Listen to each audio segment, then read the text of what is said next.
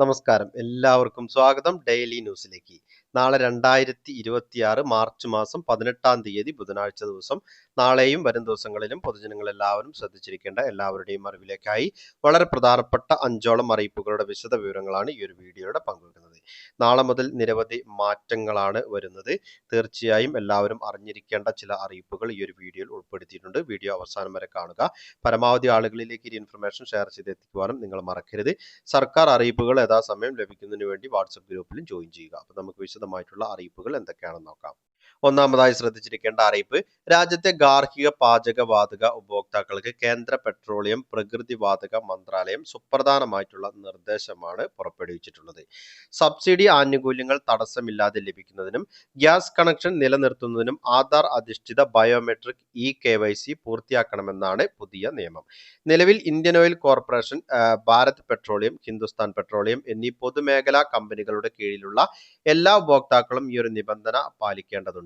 വ്യാജ കണക്ഷനുകൾ ഒഴിവാക്കാനും അർഹരായവർക്ക് മാത്രം ആനുകൂല്യങ്ങൾ എത്തിക്കാനുമാണ് സർക്കാർ ഈ ഒരു നടപടിയിലൂടെ ലക്ഷ്യമിടുന്നത്.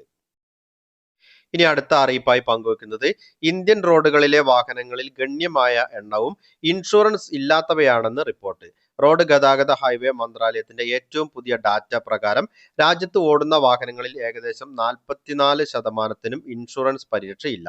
അതായത് 2-ൽ 1 കാറും ഇരുചക്ര വാഹനവും ഇൻഷുറൻസ് ഇല്ലാതെയാണ് റോഡുകളിൽ ഓടുന്നത്. പാർലമെന്റിൽ അവതരിപ്പിച്ച സർക്കാർ ഡാറ്റയിലാണ് ഈ ഒരു വിവരങ്ങൾ. അപ്പോൾ തീർച്ചയായും കർശനമായിട്ടുള്ള നടപടികൾ നേരിടേണ്ട സാഹചര്യമായിരിക്കും ഉണ്ടാവുക. അതിനാൽ തന്നെ ഇൻഷുറൻസ് ഇല്ലാത്ത വാഹനങ്ങൾ ഉടൻ തന്നെ ഇൻഷുറൻസ് അടയ്ക്കുവാൻ പ്രത്യേകമായി തന്നെ ശ്രദ്ധിക്കണം. ഇനി അടുത്തതായി ശ്രദ്ധിച്ചിരിക്കേണ്ട അറിയിപ്പ്, നിയമസഭാ തിരഞ്ഞെടുപ്പുമായി ബന്ധപ്പെട്ട പരിശോധനകളുടെ ഭാഗമായി മതിയായ രേഖകളില്ലാതെ 50,000 രൂപയ്ക്ക് മുകളിൽ കൈവശം വെച്ച് യാത്ര ചെയ്താൽ static surveillance team, flying squad എന്നിവർ തുക പിടിച്ചെടുക്കുമെന്ന് ജില്ലാ തിരഞ്ഞെടുപ്പ് ഓഫീസറായ ജില്ലാ കളക്ടർ അരുൺ കെ വിജയൻ അറിയിച്ചു. നിയമാനുസൃതമല്ലാത്ത രീതിയിലുള്ള മദ്യം കൂടാതെ മയക്കുമരുന്ന്, പുകയില ഉൽപ്പന്നങ്ങൾ എന്നിവയുമായി യാത്ര ചെയ്യുന്നവർക്കെതിരെയും നടപടി സ്വീകരിക്കും. പണം പിടിച്ചെടുക്കുന്നത് സംബന്ധിച്ച് ആക്ഷേപമുള്ളവർക്ക് സിവിൽ സ്റ്റേഷൻ അനക്സിലെ അപ്പീൽ കമ്മിറ്റി മുമ്പാകെ അപ്പീൽ ഫയൽ ചെയ്യാവുന്നതാണ്. ഇനി അടുത്തതായി ശ്രദ്ധിച്ചിരിക്കേണ്ട അറിയിപ്പ്, പാചകവാതക വിതരണത്തെക്കുറിച്ച് വ്യാജമായിട്ടുള്ള പ്രചരണങ്ങൾ ശക്തമായതോടെ ഗ്യാസ് സിലിണ്ടറുകൾ ബുക്ക് ചെയ്യാൻ ഉപഭോക്താക്കൾ കൂട്ടത്തോടെ എത്തുന്നത് സർവറുകളെ പ്രതിസന്ധിയിലാക്കുന്നുണ്ട്. ഈ ഒരു സാഹചര്യത്തിൽ വൈകുന്നേരം 6 മണിക്ക് ശേഷം സിലിണ്ടറുകൾ ബുക്ക് ചെയ്യാൻ ഇന്ത്യൻ ഓയിൽ കോർപ്പറേഷൻ ഉപഭോക്താക്കൾക്ക് നിർദ്ദേശം നൽകിയിട്ടുണ്ട്. തിരക്ക് കുറഞ്ഞ സമയങ്ങളിൽ ബുക്കിംഗ് നടത്തുന്നത് കൂടുതൽ വേഗത്തിലും സുഗമമായും പ്രക്രിയ പൂർത്തിയാക്കാൻ സഹായിക്കുമെന്ന് IOC അധികൃതർ അറിയിച്ചു. നിലവിൽ സാധാരണയേക്കാൾ 10 ഇരട്ടി വരെ തിരക്കാണ് ബുക്കിംഗ് സർവറുകളിൽ അനുഭവപ്പെടുന്നത്. IVR സംവിധാനം വഴിയുള്ള ബുക്കിങ്ങിനും അതുപോലെ തന്നെ പലയിടങ്ങളിലും തടസ്സപ്പെടുന്നുണ്ട്.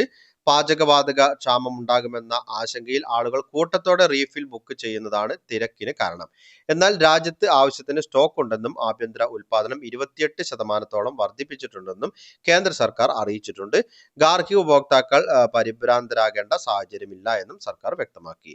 പൊതുജനങ്ങൾ എല്ലാവരും ശ്രദ്ധിച്ചിരിക്കേണ്ട എല്ലാവരുടെയും അറിവിലേക്കായി വളരെ പ്രധാനപ്പെട്ട അറിയിപ്പുകളുടെ വിശദ വിവരങ്ങളാണ് പങ്കുവച്ചത്.